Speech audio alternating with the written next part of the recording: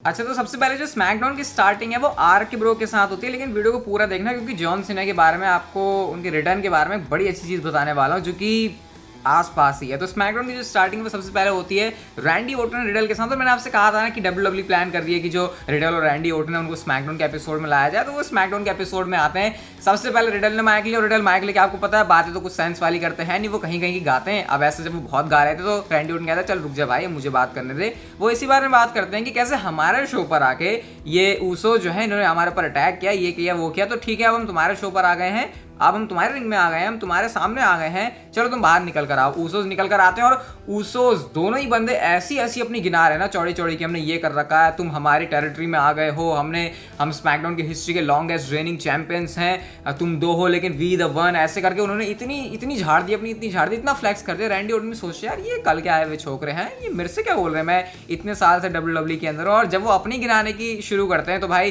फिर ऊसोस के पास कुछ बोलने के लिए नहीं होता। वो कहते हैं मैं इतने सालों से यहाँ पर हूँ, तुमने ये किया, तुमने वो किया। वो अगेन यहाँ पर कहते हैं बिग डॉग की बिचेस ऊसोस को, जिस पर एक बार फिर से जो क्राउड है उनके ऊपर रिएक्शन देता है और लंबी चौड़ी वो अपनी फेंकने लग जाते हैं कि मेरी भी बहुत सारी अचीवमेंट्स हैं। वो कहते हैं हम दोनों पार्टनर मिलकर क्या कमाल कर सकते हैं। मतलब एक तरीके से वो जो ऊसोस दिखा रहे होते हैं ना कि यार तुम छोड़ के चले जाओ यहाँ से, तुम्हारे पास की कुछ नहीं है, बेल्ट्स वगैरह रखो, तुम चले जाओ इज्जत से वरना तुम्हारा हाल बुरा होगा। तो रैंडी ओर्टन को बात सच में लग जाती है और वो इसके बाद जो है अपने काउंटर में जवाब देते हैं और जवाब उनका जो आंसर है चैलेंज का वो यस ही होता है कि हाँ भैया हमें तुम्हारा चैलेंज एक्सेप्ट है, हम कर लेंगे तुम्हारे साथ मैच में टाइटल यूनिफिकेशन के लिए क्योंकि तुम्हारी बहुत चुल हो रही है अब। तो ऐसा कह के ऊसोस को लगता है अरे भाई साहब ये तो सच में ही हमारे चैलेंज को मान गए। अब ऊसोस को थोड़ा सा पीछे तो हटना था क्योंकि वो हील साइड के ऊपर है। अब रिंग में जो है सेलिब्रेट कर रहे होते हैं रिडल और रैंडी ओर्टन, बट ऊसोस ने आकर चीप तरीके से रिडल के ऊपर अटैक कर दिया। हालांकि जब तक रैंडी ओर्टन देखते वो वहां से भाग चुके थे, तो रैंडी ओर्टन यहाँ पर कुछ खास कर नहीं पाया, लेकिन बैक से जाकर वो एडम पियर्स से ये कहते भाई इनके बहुत हो गए ये मार मार के जाने वाले सीन, मुझे इनके साथ मैच चाहिए और हमारा तो मैच जो है ऑफिशियल करके दे टाइटल यूनिफिकेशन के लिए। अब एडम पियर्स कहते हैं ठीक है देखेंगे हो जाएगा ये वो वगैरह वगैरह। और बाद में ऊसोस का भी इंटरव्यू लेने के लिए बात हो रही होती है, लेकिन वो रोमन रेंज के लॉकर रूम में चले जाते हैं। बट गाइस डब्ल्यूडब्ल्यूई ने बाद में हमको शो के ऊपर ये बताया कि रेसलमेनिया बैकलैश के लिए raw tag team champions versus SmackDown tag team champions RK Bro versus Usos का टाइटल यूनिफिकेशन का मैच ऑफिशियल हो गया है प्रीमियम लाइव इवेंट के लिए। तो इसका मतलब कि मैच अब आपको देखने को मिलेगा और टाइटल जो है यूनिफाई होने जा रहे हैं। ये 16 डब्ल्यूडब्ल्यूई ने ना मजे मजे में बहुत ज़्यादा इंटरेस्टिंग बना दिया क्योंकि जिस तरीके से ऊसोस अपनी बात रखते हैं, रैंडी ओर्टन रिडल रखते हैं, वो देखने में काफ़ी इंटरेस्टिंग लगता है। हाँ आज तो रिडल से रैंडी ओर्टन पूछते हैं रिडल से कि हाँ भैया कुछ बोलना है, तो अपने मुंह पर जिप लगा के चाबी उन्होंने फेंक दी, तो रिडल ने बाद में ज़्यादा कुछ बोला नहीं। तो काफ़ी एंटरटेनिंग स्टफ हुआ आज भी इनके बीच में। और अभी और चीज़ होनी बाकी है लेकिन उसके बारे में बात करेंगे थोड़ी देर में। नेओमी और रियर रिप्ली का मैच था, क्या बताऊँ यहाँ पर रियर रिप्ली ने विक्ट्री हासिल कर ली। मैट कैप मॉस और हुम्बर्टो करियो भी होते हैं अगेंस्ट में। किस कैम में मैट कैप मॉस अपना पिछवाड़ा दिखा रहे हैं और वो यहाँ पर जो लॉस लथारियोजन को ट्रोल कर रहे होते हैं। और क्योंकि मैट कैप मॉस में पुश के ऊपर चल रहे हैं तो हुम्बर्टो करियो को उन्होंने जो अपना फिनिशर लगा के हरा भी दिया।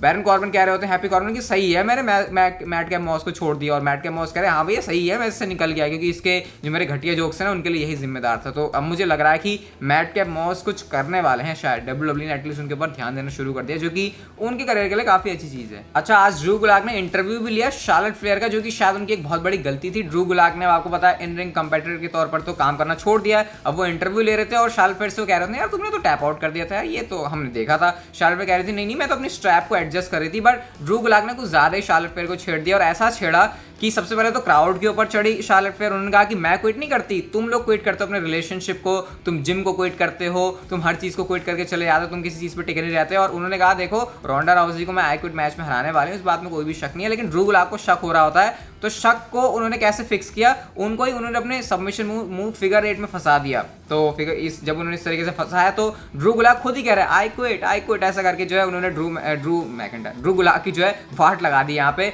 उसके बाद डब्ल्यूडब्ल्यूई ऑफिशियल्स को आना पड़ता तब जाके तो वहां पर शार्लेट फ्लेयर ने उनको छोड़ा है। तो ये काफी थोड़ा इंटेंस हमको चीज देखने को मिली शार्लेट फ्लेयर की तरफ से। रोंडा राउजी शो के ऊपर नहीं थी, बट मैं एक्साइटेड हूँ भाई क्योंकि आई क्विट वाली स्टिपुलेशन है और ये एक ऐसी स्टिपुलेशन है जो कि भाई ऐसे रोज रोज हमको डब्ल्यूडब्ल्यूई में देखने को मिलती नहीं है ना। मैकेंटायर और सैमी ज़ेन का भी मैच, सब सैमी ज़ेन ने लास्ट वीक आपको पता है वो तो भाग रहे थे ड्रू मैकेंटायर से कि भैया मैं इस बंदे से नहीं लड़ सकता, ये सारी चीजें हो रही होती हैं। अब आज भी सीन कुछ ऐसा ही हुआ, ड्रू मैकेंटायर उठा के पटक तो रहे सैमी ज़ेन को और सैमी ज़ेन फिर से भागने लगे, लेकिन इस बार ड्रू मैकेंटायर ने उनको चेज किया बट काउंट आउट के सारे से तो ड्रू मैकेंटायर जीत गए थे और सैमी ज़ेन वैसे भी हाथ लगे नहीं। अब इसका सोल्यूशन क्या है, एडम पियर्स भाई बड़े अच्छे आदमी हमारे, लंबर जैक मैच उन्होंने ऑफिशियल कर दिया नेक्स्ट वीक के लिए कि अब कहां भागेगा बेटा सैमी ज़ेन। तो अब इनके बीच जो है नेक्स्ट वीक मैच होगा। मजे मजे में डब्ल्यूडब्ल्यूई स्टोरी स्टोरी लाइंस को इंटरेस्टिंग बना। अब देखो कुछ है मैकइंटायर सैमी ज़ेन में, कुछ भी नहीं है, लेकिन फिर भी जिस तरीके से आजकल WWE के ये जो क्रिएटिव लोग हैं इनके दिमाग के घोड़े दौड़ रहे हैं, उसको अप्रिशिएट करना पड़ेगा कि वो कम से कम चीज़ों में भी ज़्यादा मसाला निकालना कहीं ना कहीं ऐसे जान गए हैं। रिकोशे ने अपनी इंटरकॉन्टिनेंटल चैंपियनशिप को डिफेंड किया अगेंस्ट जिंदर महल, और शायद में से बहुत सारे लोगों ने होप लगाई होगी कि क्या पता जिंदर महल चैंपियन बन जाए, शॉक करने में तो महा है ना, जैसे बैकलैश में उन्होंने किया था, वो भी एक्सपेक्टेड थोड़ी था, बट आज कुछ ऐसा नहीं हुआ। शैंकी ने कोशिश पूरी करी कि वो जिंदर महल का साथ दें, बट एंड में जब रिकोशे का स्प्लैश आता है तो बस कोई जवाब था नहीं उसका जिंदर महल के पास, और जिंदर महल जो इस मैच में पिन हो गए। रिकोशे ने सक्सेसफुली अपनी चैंपियनशिप को डिफेंड कर लिया। इसका मतलब रिकोशे अभी थोड़े टाइम तक चैंपियन है, और WWE के कुछ खास प्लान्स है नहीं मॉडर्न डे महाराजा के लिए। बुच आज पगला गए भाई, जब उनका इंटरव्यू, जब बैक से सारे लोग होते हैं ना, तीनों बंदे, तो बुच भाग जाते हैं और भाग के उन्होंने न्यू डे के ऊपर अटैक कर दिया। ये बुच ऐसा बंदा है जो दिखता बड़ा है लेकिन इसके अंदर शायद दिमाग छोटा सा है। ये वाली स्टोरी लाइन है WWE की, जिसमें मेरा तो कुछ भी इंटरेस्ट नहीं है। लेसी एवंस भी थी, रोना धोना कर रही है, अपनी वो मोटिवेशन वाली कहानियां बता रही हैं। मैं WWE का शो इसलिए नहीं देखता कि मुझे ऐसे मोटिवेशन मिले। हाँ, अगर कोई चीज़ वैसे नॉर्मली नेचुरली चलिए तो ठीक है, जब इंटेंशनली उस चीज़ को कर रहे हो तो मैं उसमें इन्वेस्टेड नहीं हूँ। पता नहीं लेसी इवेंट्स का जो गिमिक है वो क्या चल रहा है, बट मेन इवेंट के अंदर सीन काफ़ी सही था। रिडल एंड रैंडी ओर्टन और उsos का मैच होने वाला रेसलमेनिया बैकलैश के लिए, तो WWE ने सोचा चलो कुछ चीज़ों को इंटरेस्टिंग बना देते हैं। मेन इवेंट के अंदर जिमी ऊसो वर्सेस रिडल का मैच है, जहाँ पर रिंग साइड पर obviously Jey Uso and Randy Orton थे। चुल बहुत ज़्यादा मचाई दोनों ने एक दूसरे के ऊपर, जैसे रैंडी ओर्टन ने जो है अनाउंसर टेबल के ऊपर उनको पटका था, तो यहाँ पर ऐसे मार पिटाई काफ़ी ज़्यादा थी।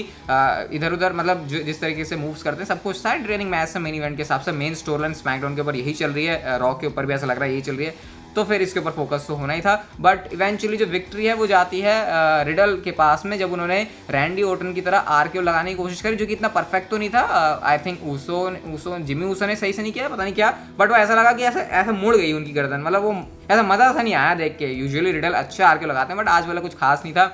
और रैंडी ओर्टन में रिंग में आ जाते हैं, वो भी सेलिब्रेट कर रहे होते, तो खुशियों का माहौल है यहाँ पे।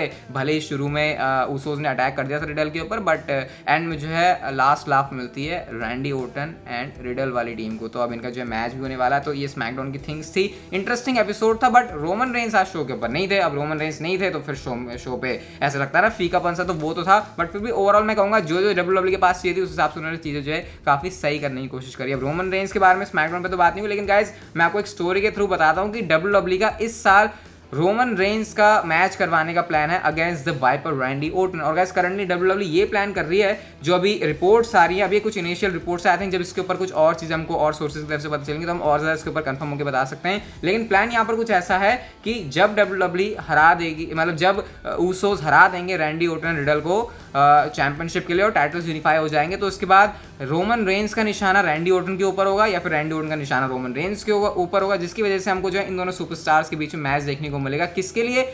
अनडिस्प्यूटेड WWE यूनिवर्सल चैंपियनशिप के लिए। तो ये यहाँ पर WWE कुछ इस तरीके से चीज़ों को प्लान करे, और वैसे भी ये एक ऐसी फ्यूड है जिसको मैं कभी भी देख सकता हूँ, क्योंकि रैंडी ओर्टन मुझे पसंद है, रोमन रेंस मुझे पसंद है, तो और वैसे भी आजकल तो रोमन रेंस का स्टॉक भी हाई चल रहा है, रैंडी ओर्टन भी हमेशा से ही आपको पता है WWE के टॉप टियर में रहते हैं, तो ये कुछ WWE प्लान कर रही है। अब देखते हैं मज़ा कितना आता है इसको देखने में, क्योंकि ये एक ऐसी चीज़ होने वाली है जो कि मतलब फैंस को एक्साइट तो करती है। तो ये कुछ अपडेट है इसके बारे में। अभी कुछ और मुझे इसके बारे में पता चलेगा वो भी डेफिनेटली मैं आपके साथ चैनल पर शेयर कर दूंगा। लेकिन जॉन सीना के बारे में गाइस आपको चीज़ बता रहा हूँ, आप में से बहुत सारे लोग कहते हैं भाई जॉन सीना कहाँ है, क्या कर रहे हैं, कुछ तो बताओ उनके बारे में। तो फाइनली आपको उनके बारे में बताने के लिए कुछ है। तो गाइस ब्रैड शेपर्ड जिनकी तरफ से पास में WWE की काफ़ी सारी स्टोरीज आती हैं जो कि जिसके ऊपर हम लोग ऐसे भरोसा कर सकते हैं, उन्होंने ये बताया कि देखो मेरी WWE में एक सोर्स से बात हुई है आज, और उन्होंने ये बताया मुझे कि जॉन सीना जो है एक्सपेक्टेड है कि वो दोबारा से WWE के अंदर आ जाएं। कब? लेट जून में इस साल। अभी उन्होंने ये कहा, मुझे नहीं पता कि उनके प्लान्स क्या हैं, क्या उनके लिए होने वाला है, लेकिन इतना तो है कि WWE की प्रोग्रामिंग में जॉन सीना फीचर होने वाले हैं। अब लेट